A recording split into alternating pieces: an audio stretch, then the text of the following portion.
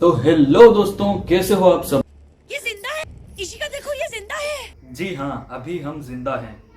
तो क्या नाचो मैं? उम्मीद करता हूँ कि आप सब लोग तो मुझे जानते ही होंगे। मैं हूँ YouTube की दुनिया में सबसे ज्यादा और सबसे रेगुलर वीडियोस अपलोड करने वाला यूट्यूबर। तुम चुल्लू भर पानी में जाके डूब के मर जाओ। तो चलिए दोस्तों, मजाक से हटकर अब आ जाते हैं आज के टॉपिक पर और शुरू करते हैं आज का एपिसोड।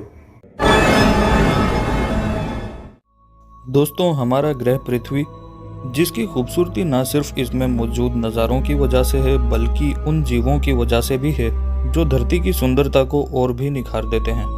दुनिया की रौनक न सिर्फ इंसान है बल्कि इसका एक इम्पोर्टेंट सोर्स जानवर और परिंदे भी हैं। वैसे तो ये सारे परिंदे कुदरत की महान रचना का एक खूबसूरत नमूना है और अपनी अपनी खासियत भी रखते हैं, लेकिन इनमें से कुछ परिंदे ऐसे भी हैं जो अपनी दिलचस्प और चौंका देने वाली खासियत की वजह से सदियों से बहस का मुद्दा बने हुए हैं।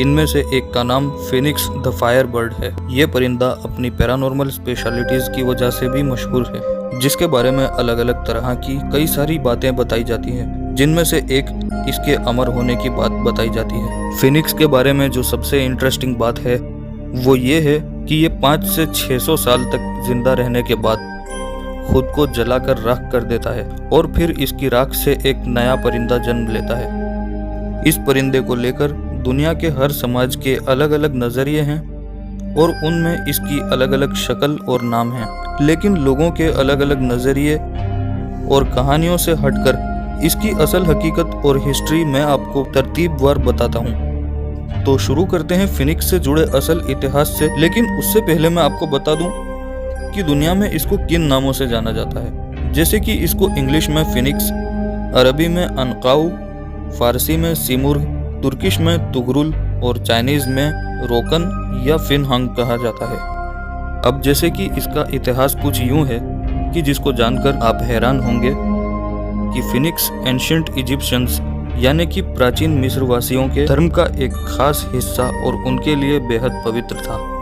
ये परिंदा उड़ते हुए आसमान में बहुत दूर ऊंचाई तक जा सकता था। ये कई सारे अलग अलग रंगों से भरा हुआ होता था, जैसे कि मोर होता है, और ये शिकार पकड़ता तो झट से कहीं गायब हो जाता और इसकी गर्दन बहुत लंबी हुआ करती थी। एक मशहूर राइटर हेरोडोटस ने भी इसके बारे में लिखा है और उसी के बाद से इस परिंदे को ज्यादा शोहरत मिल गई और ये अलग अलग सभ्यताओं में अलग अलग रंगों, नामों, खासियत और कहानियों के साथ मशहूर होने लग गया।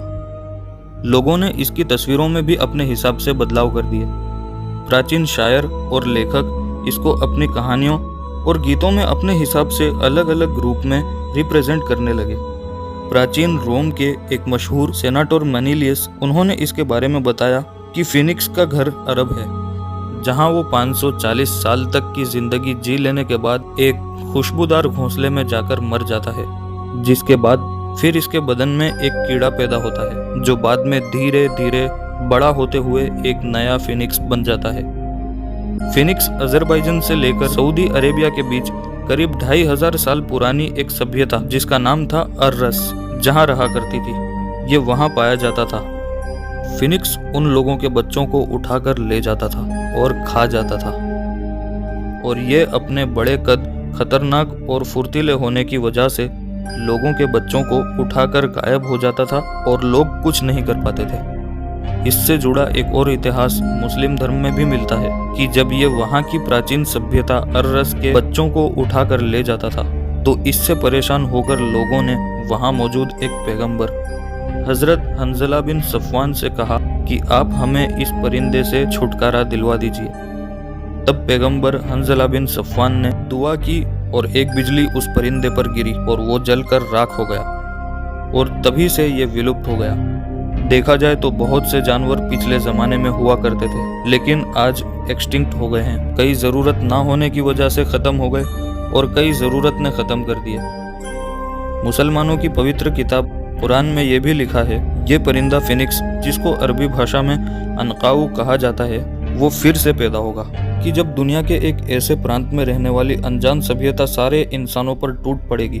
जजमेंट डे यानी कि कयामत से पहले कि जिस सभ्यता को आज के लोगों ने नहीं देखा, कि जिनको हम ढूंढ या उन तक पहुंच नहीं सकते, और जिनके महाद्वीप तक हम नहीं पहुंच सकते। इस बारे में क्रिश्चियनिटी में भी बताया गया है, लेकिन इस पूरी मैटर के बारे में मैं किसी दिन एक अलग से वीडियो बनाऊंगा।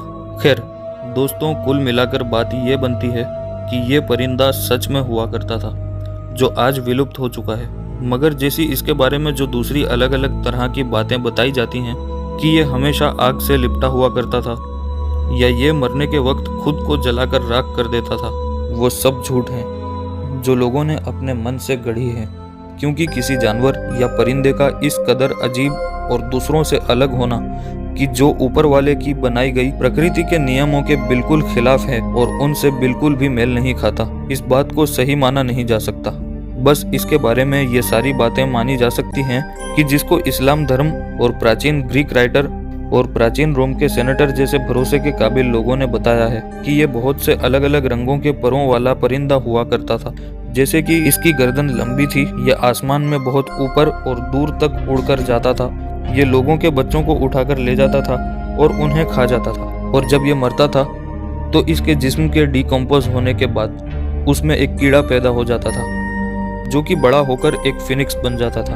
और ये सारी बातें इसलिए मानी जा सकती हैं क्योंकि इस तरह के जीव और जंतु कि जिनको देखकर हम हैरान रह जाते हैं, जैसे कि कुछ जीव नर से मादा बन सकते हैं, हमारी दुनिया में आज भी पाए जाते हैं, या कुछ में तो नर या मादा भी नहीं होती और वो अपने आप में ही एक अलग जेंडर रखते हैं। इसके अलावा और भी बहुत सी खासियत जानवरों में पाई जाती हैं। तो बस दोस्तों, आज के लिए सिर्फ इतना ही।